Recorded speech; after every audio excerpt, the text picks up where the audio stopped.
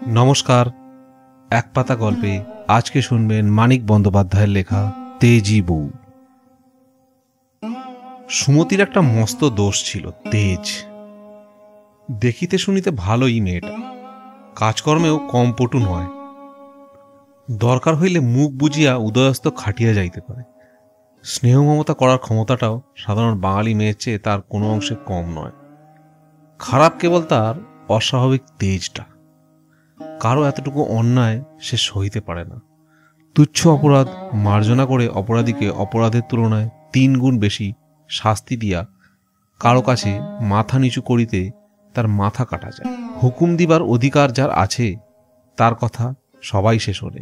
যতক্ষণ কথাগুলো হুকুম হয় না, যত জোর হুকুম তত অবাধ্য সুমতি। সবচেয়ে বিপদের কথা, কোনো বিষয়ে কারো বাড়াবাড়ি সুমতি সহ্য করতে পারে না। গায়ে পড়িয়া তেজ দেখায়। বাঙালি ঘরের বউ, তার গায়ে পড়িয়া তেজ দেখানোর মানেই গুরুজনকে অপমান করা, সমবয়সীদের সঙ্গে ঝগড়া করা আর ছোটদের মারিয়া গাল দিয়া ভূত ছাড়াইয়া দেওয়া। দুঃখের বিষয়ে সংসারে বাড়াবাড়ি করার বাড়াবাড়িটাই স্বাভাবিক। এমন মানুষ কে আছে যে জীবনে অনেক বিষয়ে বঞ্চিত হয় না? অনেক বিষয়ে বঞ্চিত হওয়াটা কয়েকটা বিষয়ের বাড়াবাড়ি দিয়া পরিপূরণ করার চেষ্টা না করাটা রীতিমতো সাধনা সাপেক্ষ। সংসারের লোকে সাধনার ধার ধারে বা ইচ্ছা করলেই ধারিতে পারে এমন একটা ধারণা সাধু মহাত্মারা পোষণ করেন বটে, কিন্তু কথাটা সত্যি নয়। সুমতির তাই পদে পদে বিপদ। বিবাহের আগে গুরুজনদের মান না রাখিয়া সমবয়সীদের সঙ্গে ঝগড়া করিয়া আর ছোটদের বকিয়া মারিয়া ক্রমাগত হাঙ্গামার সৃষ্টি করা যদি বা চলে, বিবাহের পর শ্বশুরবাড়িতে সব চলিবে কেন? প্রথম বছর 2 সুমতি প্রাণপণ তেষ্টা দমন করিয়া রাখিয়াছিল। 2-1 সকলকে বিরক্ত ও ক্রুদ্ধ করার বেশি ভয়ানক কিছু করে নাই। অবস্থা বিপাকের কৃত্রিম সংযম আর প্রকৃতিগতভাবে স্বাভাবিক তেজের লড়াইয়ের সংযমটা ক্ষয় পাইতে পাইতে নিঃশ্বাস হইয়া আসায় এখন সে পড়িয়াছে মুশকিলে। শাশুড়ি একদিন বেলুনি দিয়া মাড়িতে উঠিয়া গিয়াছিল। প্রথমবার বলিয়া শাশুড়ি মাড়িতে উঠিয়াই ক্ষান্ত হইয়াছে, একেবারে মারিয়া বসে নাই। কিন্তু কতকাল না মারিয়া থাকিতে পারিবেন?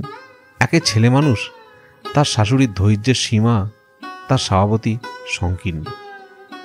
এতখানি তেজ সুমতি কোথা হইতে পাইল বলা কঠিন। তার বাবা সদানন্দ অতি নিরীহ এবং গোবেচারী মানুষ। কখনো মানুষকে চটাইয়া বসেন, এই ভয়েই সর্বদা শশব্যস্ত। মা চিররুগ্ন, রোগে ভুগিয়া ভুগিয়া মেজাজ তার বিগড়াইয়া গিয়াছে বটে, বলা নাই ক নাই হঠাৎ রাগিয়া কাঁদিয়া মাথা কপাল কুটিয়া যখন তখন অনর্থ বাঁধান বটে, কিন্তু সেটা তেজের লক্ষণ নয়। মানুষটা আসলে ভয়ানক ভীরু। বড় ভাই দুজনে 20-22 বছর বয়স হইতেই কেরানি, তাদের তেজ থাকার প্রশ্নই ওঠে না। বোনেরা সব অতিরিক্ত লজ্জাসরম আর ভাবপ্রবণতায় ঠাসা। 4 জনেই অমানসিক সহিষ্ণুতার বর্মে গা ঢাকা দিয়া স্বামী পুত্রের জন্য জীবন উৎসর্গ করিয়া দিয়াছে। এদের মধ্যে সুমতির আবির্ভাব প্রকৃতির কোন নিয়মে ঘটিল বলা যায় না, কিন্তু নিয়মের ব্যতিক্রম ঘটিল তাও বলা যায় না। আগাগোড়া সবটাই দুর্ভেদ্য রহস্যে ঢাকা। লজ্জাসরম ভাবপ্রবণতা কিছুই কম হওয়া আশ্চর্য নয়। প্রকৃতিতে কিছু অসহিষ্ণুতার আমদানিও বোধগম্য ব্যাপার, কিন্তু স্বামী পুত্রের জন্য জীবন উৎসর্গ করার মধ্যে এতখানি তেজ বজায় রাখা যেমন খাপছাড়া তেমনই অবিশ্বাস্য। পুত্র সুমতির মোটে একটি, এখনো 2 বছর পূর্ণ হয় নাই। আরেকটি যে কয়েক মাসের মধ্যেই ঘরে আসিবা পড়িবার আগে সে পুত্র অথবা কন্যা তাহা নির্ণয় করা সম্ভব নয়। তবে সুমতি আশা করে এটিও পুত্রই হইবে। 2টি পুত্রের পর একটি কন্যা হইলে মা হওয়ার আনন্দে একদিন সে কি পরিমাণ গর্বই না মিশাইতে পারিবে। এসব ভবিষ্যতের কথা। আপাতত প্রথমটির মতো দ্বিতীয়টিকেও বাপের বাড়িতে গিয়া ভূমিষ্ঠ করার স্বাদটা সুমতির অত্যন্ত প্রবল হইয়া ওঠায় একটা ভারী গোলমেলের সৃষ্টি হইল। শাশুড়ি ঘাড় নাড়িয়া বলিলেন, না, বাপের বাড়ি যেতে হবে না, এই না সেদিন এলে বাপের বাড়ি থেকে। সুমতি যুক্তি দিয়া বলল, সে তো গিয়েছিলাম ছোড়দার বিয়েতে, তাও তো 7টা দিনও থাকতে পেলাম না। সকালে খোকাকে দুধ খাওয়ানোর সময় খোকা ভয়ানক চিৎকার জুড়িয়া দেওয়ায় শাশুড়ি বিশেষ কোনো অসন্তোষ বা বিরক্তিবোধ না করিয়াও নিচক শাশুড়িত্ব খাটানোর জন্যই একবার বলিয়াছিলেন, না কাঁদিয়া দুধটুকু পর্যন্ত খাওয়াতে পারো না বাছা? আগে হইলে সুমতি চুপ করিয়া থাকিত, আজকাল সংযম ক্ষয় হইয়া আশায় মুখ তুলিয়া বলিয়া বসিল, দুধ খাওয়ানোর সময় ছেলেপিলে একটু কাঁদে। কাঁদে না তোমার মাথা, বড় মুখ হয়েছে তোমার বৌমা আজকাল। মুখ হওয়া হই কি? যা বলছি মিথ্যে তো বলিনি। আমি মিথ্যে বলেছি? আমি মিথ্যে বলি? তুমি আমায় মিথ্যেবাদী বললে? রাগে শাশুড়ির কণ্ঠ ক্ষণকালের জন্য রুদ্ধ হইয়া গিয়েছিল, আরও জোরালো আওয়াজটা বাহির হইবার জন্য। কিন্তু সুমতির অপূর্বদৃষ্ট মুখভঙ্গি, তীব্র দৃষ্টি আর চালচলন দেখিয়া আওয়াজটা আর বাহির হইতে পারে না। ছেলেকে দুধ খাওয়ানো বন্ধ করিয়া সুমতি ধীর স্থির স্থানতভাবে উঠিয়া দাঁড়াইয়াছিল। ছেলেকে শান্ত করিয়া শাশুড়ির দিকে বাড়াইয়া দিয়া বলিয়াছিল, আপনাকে মিথ্যাবাদী বলিনি, বলেছি দুধ খাওয়ানোর সময় ছেলেপুলে একটু কাঁদে। কান্না থামিয়ে দিলাম, না কাঁদিয়ে খাওয়ান তো দেখি দুধ। প্রথমটা থতমত খাইয়া শাশুড়ি অবশ্য বলেছিলেন, তোমার হুকুম নাকি, এবং তারপরই একটা প্রচণ্ড হইচই বাঁধাইয়া দিয়েছিলেন। স্বামীর অন্যায় বকুনিতে সুমতি অভিমান করিয়া সারাদিন কিছু খায় নাই, তবু শাশুড়ির মেজাজটা খারাপ হইয়া আছে। মোহনলালের বকুনি শুনিতে শুনিতে সুমতি যদি অত্যন্ত একবারও ফোঁস করিয়া উঠিত, শাশুড়ি হয়তো মেজাজটা এত খারাপ হইত না। অকারণে শাশুড়িকে তেজ দেখাইয়া স্বামীর বকুনি বউ চুপচাপ হজম করিলে শাশুড়ি সেটা ভালো লাগে না, মেজাজ বিগড়াইয়া থাকে। ফের মুখের ওপর কথা বলছো? বললাম বাপের বাড়ি যেতে হবে না। বাস ফুরিয়ে গেল। অত কথা কিসের? মোটে 7 দিনের জন্য গিয়েছিলাম, 7 দিনের জন্য যেতে দিয়েছিলাম, এই তোমার 14 পুরুষের ভাগ্যই তা জেনে রেখো। সুমতির নাসারন্দ স্ফুরিত হইয়া উঠিল। গুরুজনের কি 14 পুরুষের কথা তুলে বলা উচিত মা? শাশুড়ির মেজাজ আরও খারাপ হইয়া গেল।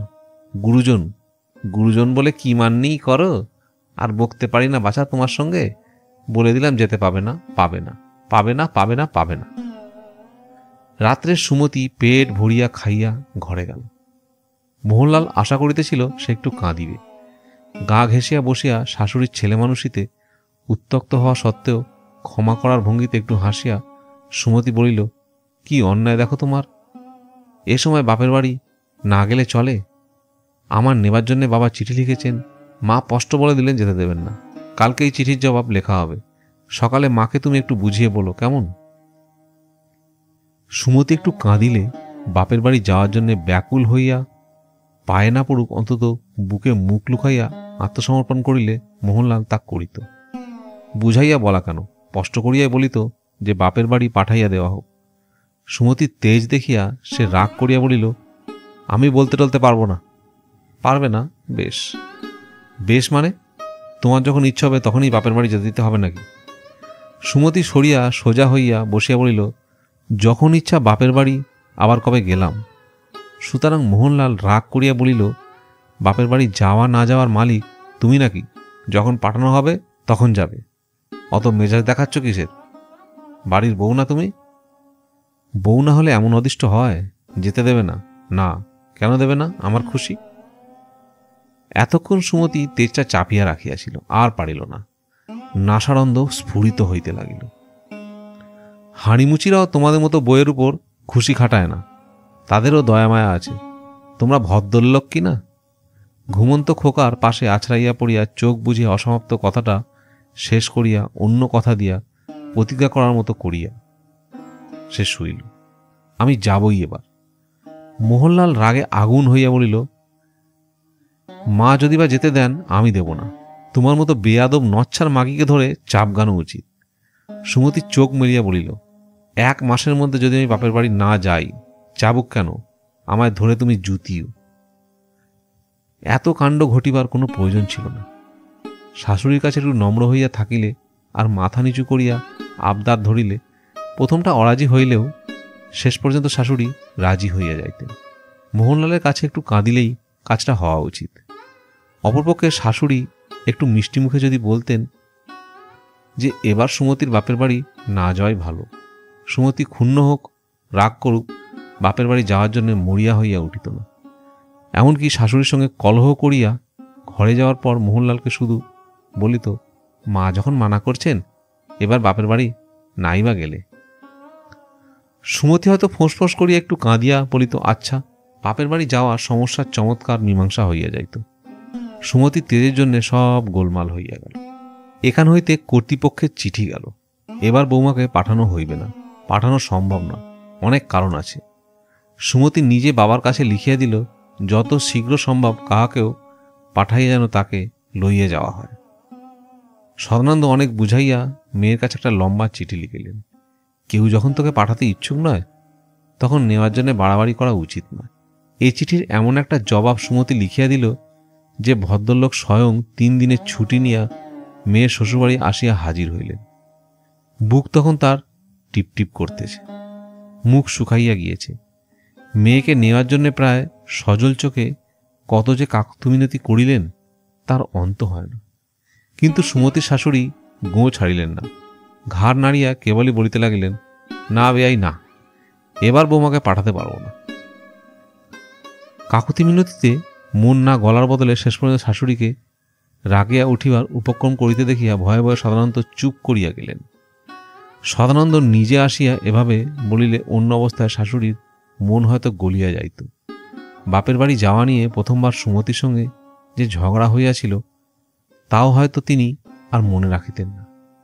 কিন্তু ইতিমধ্যে সুমতি আরও অনেকবার তেজ দেখাইয়া বসিয়াছেন। যেমন তেমন তেজ নয়, গা পুড়িয়া জ্বালা করার মতো তেজ। সুমতি বলিল, আমি তোমার সঙ্গেই চলে যাব বাবা, আমায় নিয়ে চলো। সদানন্দ মেয়েকে বুঝাইলেন। এরকম অবস্থায় যত রকমের উপায়ে মেয়েকে বোঝানো সম্ভব তার একটাও বাদ দিলেন না। কিন্তু এ তো বোঝার কথা নয়, কথাটা তেজের। সুমতির মুখে সেই এক কথা, আমি তোমার সঙ্গে যাব, আমায় নিয়ে চলো। শেষে সদানন্দের মতো নিরীহ গোবেচারী মানুষটা পর্যন্ত বিরক্ত হইয়া বলিলেন, এরা পাঠাবে না, তবু তুই যাবি কিরকম? আমি নিয়ে যেতে পারবো না। এদের বুঝিয়ে শুনিয়ে রাজি করাতে পারিস, আমায় চিঠি লিখিস, এসে নিয়ে যাব। যাওয়ার জন্য এত পাগলামি বা কেন তোর? পরে না হয় যাস। সদানন্দ ফিরিয়া গেলেন। এবার নিজের তেজের আগুনে সুমতি নিজেই পুড়িতে লাগিল। শারীরিক অবস্থাটা তার এতখানি মানসিক তেজ সহ্য করিবার মতো ছিল না। এ অবস্থায় মনটা যত শান্ত আর নিস্তেজ থাকে ততই ভালো। হাত পাগুলো দেখিতে দেখিতে কাঠের মতো সরু হইয়া গেল। শুষ্ক শীর্ণ মুখে কেবল জলজল করিতে লাগলো দুটি চোখ। কথা কমিয়া গেল, খাওয়া কমিয়া গেল, অলস্য কমিয়া গেল।